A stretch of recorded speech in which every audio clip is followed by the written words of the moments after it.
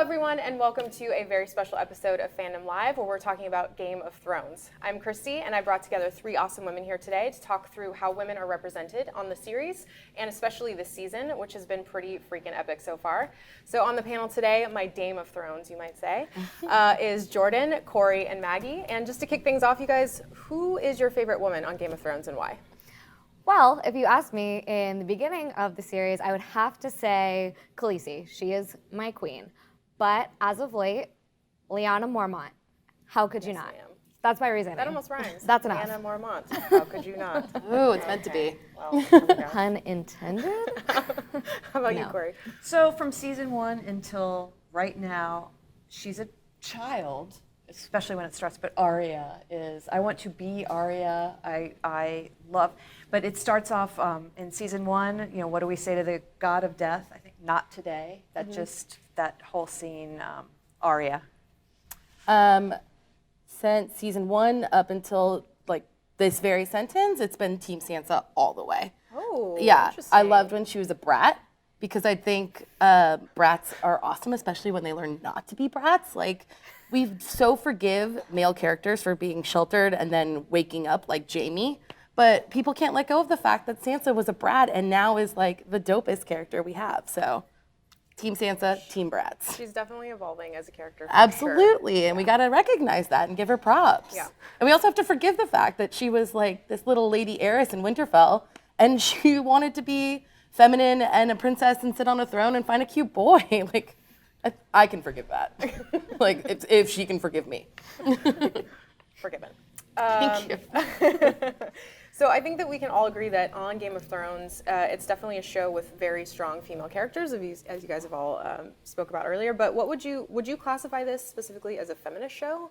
And if so, how or why? I don't think I would define it as a feminist show. Especially if you look back, I think it's definitely evolved to where we are now. A lot of the main players are females, which is awesome. That's great. But I wouldn't define it, I wouldn't put that label on it. And I don't exactly know why I wouldn't or why I would. I think it's all representative of history and what's happened. And so this is life. I mean, I was going to say this is the game of life and it's the Game of Thrones. But it's not, I don't think they're trying to make it feminism. I don't think they're trying to put that representation on the show. I think this is just the characters and how they've evolved and where they are now, instead of thinking of it as we're doing this on purpose. Well, I disagree a bit. Here we go. Yay. Here we go.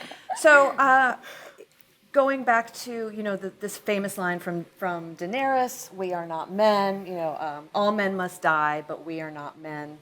But just taking Which it to the actually, story, sorry, is one of my favorite lines in the entire great. show. it's amazing. It's great. It's one of her top 10, and she's got a lot of good ones. So good. And but it's also, I mean, I would consider that a feminist line. But it depends on how you define feminism. I think we assign all these negative overtones to the word feminism, and really it's just a residual, it's just left over from some other era. So I'm going to take it to 2017 and say that this is feminist because the entire story is about women now. These are women, and there are women that are going to and are arguing with each other. They're opposed, and they're different than men. And the whole story started out centered on men. And what's changed and evolved in Westeros and the entire story is that now women are in charge. From everything across the board to Lady Olenna, I mean, that's a "we are not men" moment, to Daenerys, and just go on down the line. So I'd say yes, it's a feminist show. I would also say yes. I do think there's a common misunderstanding of what feminism actually is, and people think it's women taking over for men, and really it's just saying that men and women should be able to have the same rights, and within the gender fluidity of that, everyone in between. So I think some people are kind of nervous about Game of Thrones when they talk about it in a feminist light because they think, okay, so now we only have queens in the show, and are we kind of like driving this point home a little bit too much? But really, I think it's just saying that these women are allowed to be flawed, They're allowed to be dynamic. They're allowed to have their triumphs and they're allowed to have their losses. I don't think any of the major female players that are still alive and represented in the show haven't had a loss. Daenerys absolutely has. I mean, Lady Olenna did. So I think it's just being able to look at women as dynamic and the good and the bad that's come with that. And I think that's what the show really does well. That's a really good point. And part of the observations that I've taken away from the women in the show is that they're super dynamic. They're not one layered. So like Dany is very ambitious and she wants that, she's kind of like, the modern day career woman trying to get that power and her rightful place on the throne. But she's also like looking for so much justice and equality in the people that she's freeing and the people that she comes across. And Cersei, while she's very power hungry and she's after that crown, she's got the soft spot for her kids, and that shows like a whole nother layer to her. Yeah. And Arya, for example, she's out for revenge, but that doesn't make her a cold, terrible person. But what I think is really interesting about that too is that we often want to balance women characters out more than men. We want them to be like, well, they still have this feminine side, they still are maternal. But what I think the show does that's really interesting is that they let these women take it too far. Like Cersei, well, I think we can all agree, like, took it a little far last season, Like, that, you can't really return from that. And Daenerys is starting to take it pretty far. There's people looking at her in the lens of, maybe she actually could be looked at as a villain in this show. And I think that's exciting because even in every other aspect of lives that we're actually living IRL, women, when they take it too far, it seemed to be kind of surprising and really jarring. Exactly. Yeah. That's really interesting. The other part that you were talking about with Dany, sort of like a glimpse of like living up to her father's legacy, and how dangerous that feels. But also the other side with the big reveal that Jon is possibly the actual heir to the throne, like that dynamic, and I'm wondering how that's going to play out. Either the rest of the season or next season. We talked a little bit about this, but what makes the characters of Game of Thrones stand out from other women on other shows? Do you guys have any thoughts or? I feel like that's a lot about that.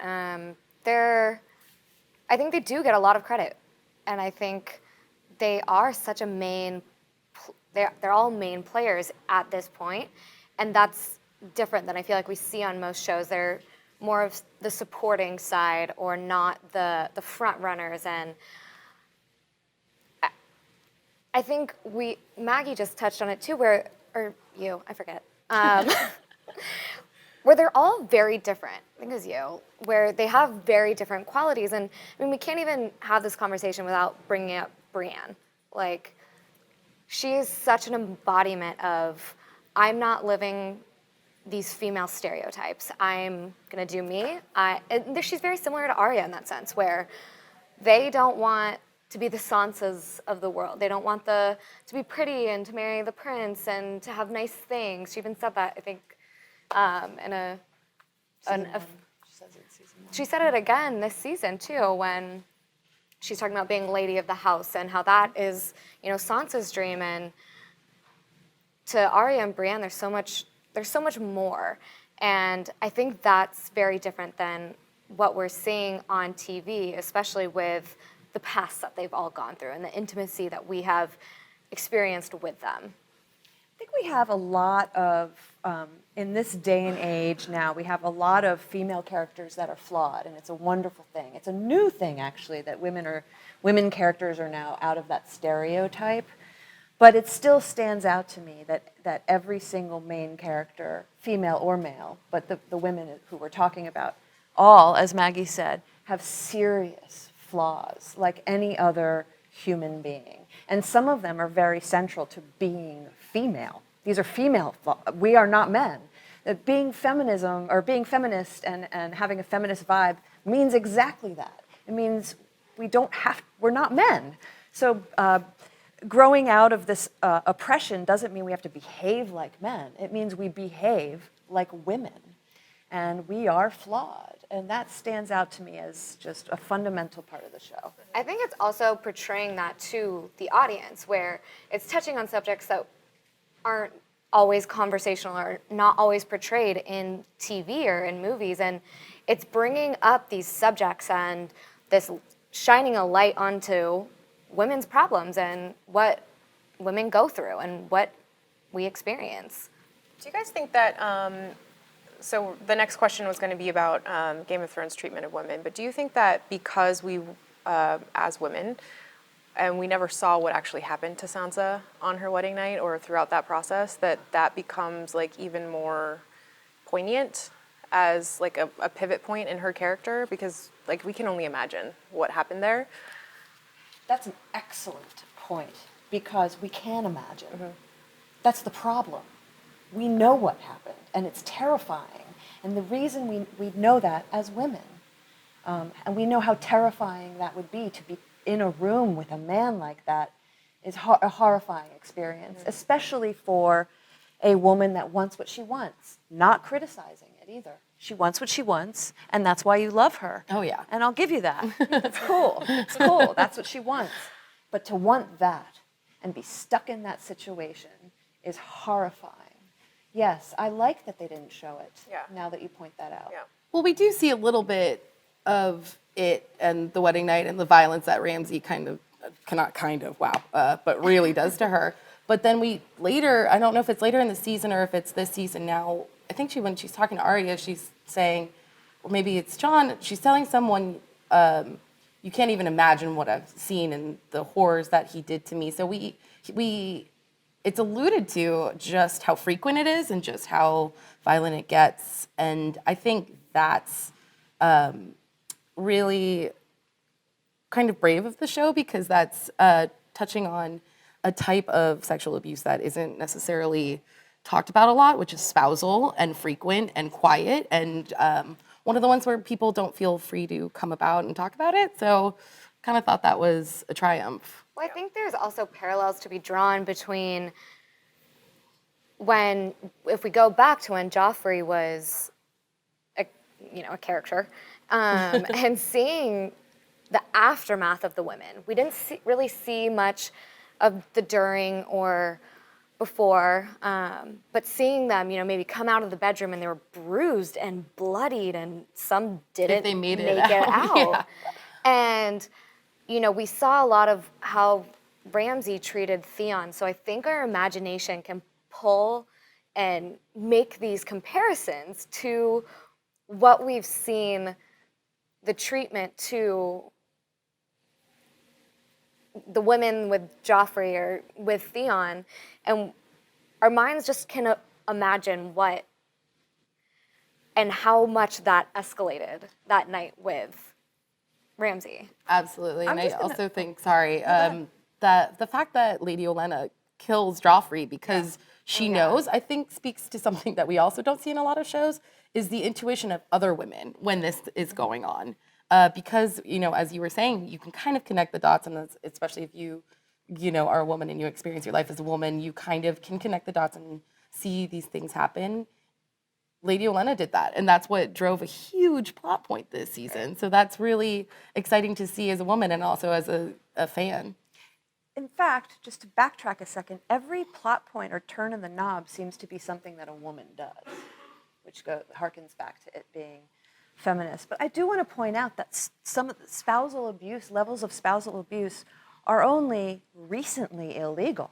Like, I think the 80s, the 70s and 80s, these things became illegal to rape your wife not that long ago. So this is it's not that long ago that it was totally okay for a husband to do that to a woman on her wedding night, no matter what. So I actually find it really interesting, the point that you made about like being able to imagine what's happening in these rooms or in these situations. And I think that's what I like not most about the show, but that's a part of the show that I really like, is that it doesn't have to be bloody, it doesn't have to be gory, it doesn't have to be like this over-the-top, showstopper of a scene where you're just like covering your eyes. Because just as a person, I have a hard time seeing a lot of blood and gore, but they don't have to do that because my mind does it for me. And that's a really interesting, and I feel like they sort of reserve that for us to kind of fill in the blanks, which makes it even more powerful because we're putting ourselves in that situation. Absolutely, and I think even Sansa's relationship with Littlefinger kind of resonates in that same way, where we would think it's wildly inappropriate if that's something we saw in our lives or became privy to about a friend or someone in our lives. And so watching the show, you're kind of just, imagining how inappropriate all of this is, and you can imagine how far it's going to go. And so, again, it kind of like brings in that intuition of, is this right, and am I comfortable with this? And it brings the conversation to light. It's actually interesting that you mentioned Sansa and Littlefinger. I was just reading an article pretty recently about Sansa's attire, and it was sort of about Game of Thrones clothing and what that represents, and it was specifically talking about Sansa's dress. Yeah. And how it's Collar. yeah, it's sort of, and it's basically a message to Littlefinger saying, back off. Yeah. Like, this is my body. I'm owning this now. Like, I've dealt with that in the past. No more. You don't get me. Totally, yeah, because it's like armor. And then she also has Brienne, who, again, has the intuition of, like, I don't like this dynamic whatsoever. Right. That's really interesting that you say that, because I took the whatever she's got on her chest I took that as a collar, like she's being led around somewhere. Oh, Awesome. that's really interesting, too. Yeah. Huh. Because like she's not yet being controlled by Littlefinger, but I feel like he's like leading her somewhere. So he's got her by this collar. I don't know. Maybe that's just me, but. Well, he's definitely weaseling his way there, regardless. So we've talked a lot about the triumphs and like how positive that the Game of Thrones has been handling the situation of women or the treatment of women. But what about some stumbles? Do you guys feel like there are any moments in the series or this season where there's been kind of a misstep in handling women's issues or perspectives or anything that comes to mind? Well, in the first 2 seasons, there is a lot of nudity. And I have no issue with that whatsoever. It just so happens that nudity is also in the brothel, aka whorehouse, or how, like, for lack of a feminist term. So the brothel scenes maybe, because it's portrayed as though every single woman in the brothel is happy to be there. I refuse to believe that that's true, I mean, I just, their lot in life is very class divided, and I just don't think that every single woman in the brothel would be psyched to be in the brothel. So the portrayal of that scene is a little bit weird. However, they do soften it with Tyrion. He is so friendly and loving and kind to all of the women in the brothel, and that adds this level of compassion that isn't there. If he weren't there, they would all just look happy. But he actually brings this level of, he says it to them, he treats them this way. You must not be completely happy. This isn't awesome, even though he's sleeping with them a lot too. So, I don't know, I'd say the brothels would be my answer a little bit. So it's an interesting concept, or like road I'm going down here, because I have heard the argument that they show too much nudity for women but not enough for men. Yeah. So Yeah. for me, I have a child, and my breasts were used for food. Yes. So I almost think it's, I know objectification of women in their bodies is one thing, but for me, like, I'm totally desensitized to seeing breasts now. Yeah. So I'm just wondering, like, is there any sort of female empowerment angle for showing more nudity for women, or is that just like totally the wrong? I mean, this is HBO, and I don't think nudity is shocking, and I don't think the boobs are shocking. I think, especially, you go there and you kind of expect to see what you see. I do think that the fact that women's bodies are more readily on display means that they're more for the visual purpose. That does feel like an objectification. If you're not going to show, if you're going to come at it with the angle of this is just the body, then it's just the body for the man too. And there's a lot of men who are really sexually active on the show. You would think you'd see something, and it's just kind of about, if you're coming at it from a realistic standpoint, be realistic about it. I think everyone's like had a very audible sigh of darn it when like the whole Grey Worm situation happened. I think that everybody was just expecting that to happen, because it's like there's never a better moment to prove that like you're showing everything in that moment. But At the same time, what he does I don't Right. think it, but what he does is a feminist move. I mean, it kind of teaches is a little bit of an educational Yeah, thing. even in the quieter moments, like that was actual romance. I feel like we don't get a lot of romance on Game of Thrones, Yeah. and I feel like that was a very romantic moment. And even then, it puts the woman in a position of power, I think, which I I feel thought like it was was really interesting. reminiscent of John and Ygritte too in Right. the cave, and that was another sort of romance moment. But I think back to sort of women nudity, I think there's two ways I feel about it. Where you have when Cersei was walking down and used it as humiliation when they're throwing food at her and ringing the shame bell, and I feel like everyone just dislikes Cersei, so I'm just gonna speak for everyone here. But you feel for her. Like, do. it is so painful. It hurts to watch that scene because, Yeah. again, you just put yourself in those shoes and you know what it's like to feel that. But then you go in contrast with when Dany walks out of the flames, and it's such an empowering moment where she's like, this is me, I'm walking out of flames, bow down. And I can feed you with these things. Right. It's just like she doesn't care. There isn't this, I feel ashamed. This is like, I'm presenting myself as your queen at this moment. Yeah. I don't need to look the part. This is me.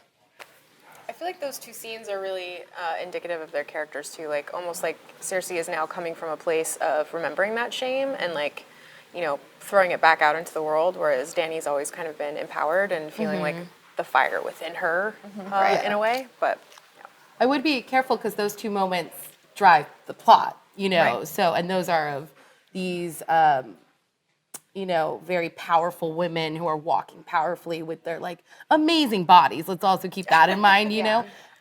So yeah, like when it drives the plot, it's awesome. And as you were saying, like it makes you feel the feelings that that she's feeling. Wow, that was a really intelligent sentence. But it's a really evocative, but I don't think it's always been like that. There are scenes where it feels either unnecessary or unmatched or, a little. Well, and the interesting thing too is when Dany did that scene, I heard that Emilia Clarke didn't want it to be her body. Let's use a double. And then after it aired, she came out and was saying that might as well be my body. Everyone's going to make that assumption. And it's just the fact that this was a topic of conversation is kind of the truth behind the matter. Yeah. Like, this is what we talk about. We're talking about women's bodies. And that's a subject of conversation instead of it just being like, okay. How often are we talking about when the few times we've seen a male butt and it's like, oh, is that theirs? So, but the disparity is we've seen a lot of Dany's body in the first couple seasons, but where is Jason Momoa's body? Exactly. Like, why was there no? I say that every day. We didn't see Khal Drogo, so there's not parity there. Oh, I 100% agree. And again, like the powerful moments with female nudity are usually of white, thin women. I think that, I guess Melisandre, that with Grey Worm, like that's kind of breaking from that norm. But I think, there's still work to be done if we're talking about what to be done with female nudity. And And Jason even Momoa's nudity also would be. Bring it on. Yeah. If you think about the time that this represents too, women weren't in that body shape. If this is sort of representative of medieval times, and you can look at it as several different ways. I haven't brushed up on my history for a while, so I'm gonna misspeak. But there was a period of time where if you were rich, you were on the heavier side because it symbolized that you had money to buy food. And you're right, where we really just see these similar body types of what we think society thinks is beautiful. And I think that's true even outside of Game of Thrones, but Oh, yeah. we won't get to that subject. But I do think that's representative, and it brings a good point. So if you could change an aspect of a character or a plot point throughout Game of Thrones as it relates to women, what do you think you would change? I think like a super powerful White Walker chick would be really dope. But That's like the last queen we haven't seen yet, yeah, right? yeah. Just like one undead chick would be awesome. I mean, I'm sure there's plenty in the mass, but that's kind of on the joking side. I'm trying to think of something more serious. Well, there was that one. Well, this is getting into The White Walker mother queen. who died in Yeah. Hard And in Home. Yeah. the beginning too, the like openings, but it's a child, it's a little girl Yeah. in the beginning, and she's a dead army. Yeah. She's not a White Walker. She's a former human. Mm-hmm. But anything to change about the female characters? Or- Characters. It could be plot points or storylines about relating to women. I'm going with no. My answer to that one is no. I wouldn't change a single thing. Except maybe the realism that the women's bodies. I agree with all that, Yeah. and it's perpetuating a problem that's not we're not talking about much right now, but it is. However, I wouldn't change a thing. I love it. I love watch. I look forward to every Sunday. It is everything. I watch it multiple times. That says to me I don't need to change anything. I think what I would change might be controversial. And that is just, I'm going to say it and then I will explain myself. I wish we had a main, strong female character that is just normal, which is why I feel like it's horrible, because they're all normal, but they all sort of have, like we were talking about earlier, they have their Arya's revenge, Sansa's recovering from abuse, Cersei's power hungry, and I feel like we're missing that Catelyn Stark or that person that is just a person. And that kind of takes away from character development, but I feel like they're going after the drama and the attention, and which is great. I mean, we're all here, we're all talking about this, we all love the show, but I wish there's so many male characters that are just, you like them because you would date them, or you would be best friends with them, or you would follow them into battle, whatever it might be. And I mean, I'd follow them, Khaleesi into battle, but that's fine. But I feel like, all the male Starks were just, okay, actually, Jon Snow's the most normal. Well, he's a male, that's my point. This is my point. Do you think that Brienne fills that spot though? But I don't think her character is up in the top. Like there's not the Cersei or the Khaleesi or Dany, whatever you want to call her. There's not that person, that role in the main characters. I feel like she's more of a supporting character, and I wish they would say, you don't have to be dramatic or whatever it might be, which is why I feel like this is a controversial point, but I just want a normal person and them to say, just your regular girl can be in power. The one regular girl dropped a truth bomb in the last, about Yeah. Jon Snow, and got completely blown off. Just men talking over women again. It's fine. But I'd also like be careful to talk about normal. That's why I'm saying. No, but I use totally the understand word what you're normal. saying, but it's like when you talk about the Stark men, you have Jon Snow, who is a bastard who was stabbed in the heart and lived. And then you have King of the North, Robb, he was just king. You have Bran, who can talk and be inside animals. And then you have, maybe Rickon was going to be normal, but he's gone Well, that's now. why I don't want to say normal, because I don't feel like, what is normal? None of us Yeah. are really normal. There's no, you're the definition. I think I'm more coming from the sense that I feel like women get stereotyped as dramatic. Yeah. Cersei blew up the Citadel Totally. because of revenge and wanting to pretty much kill House Tyrell and wrong the people that have wronged her. And Arya's out murdering people, which is chill. Like, we all love Arya. Great plot line. But there's not just, hey, I'm doing me. Well, there's... Which you could argue Sansa, but I'm sorry, I hate Sansa, so I was actually going to argue Sansa. I just There's discredit her. the trite saying, and again, yeah, this is trite, but it's that well-behaved women never go down in history. And now we're looking from the top down about how history is made. So we're not really seeing civilians that are rising up. There's a couple, but we are seeing people in power, harness that power, use that power, and hold on to your life for that power. And I don't think that can really be done without a little bit of drama. I agree, and it's more of just, if that's the one thing I could change, like, I wish that character would be portrayed and in the running. It's not something I think about on a regular basis. It's not anything I lose sleep over, but I think I wish they would. No, I take that back. That's false. So I'm just gonna stop talking. I also want to talk about Brienne for a minute because she's one of my favorite characters. I think she is super powerful. She's super loyal. She's just really strong, and I love the fact that they haven't. I don't see as many layers with her. I do see like the loyalty and the strength, but there's this whole like weird, not weird. There's just like this. People are trying to ship her with some people. One being Jamie, the other one being I can't remember his name. Tormund. What do you guys feel about that? Does this give her like an extra element of life or just color? Because she does not want any part of it, which is the best part about the whole thing. So Gwendolyn, what is her last name? Christie. The actress, thank you. Gwendolyn Christie, who plays her, was asked something similar to this, or it came up on the panel at Comic-Con. And her answer gave the character depth, which alerted me to the fact that perhaps there isn't enough, that it's the actress is creating that depth, but the dialogue isn't, the storyline isn't. Of course, she was asked about Tormund. That was, how do you, is she going to ship with him or whatever it is? But I actually think so it got me thinking about it, and I think she actually has a lot of depth. She was born to do what she's doing.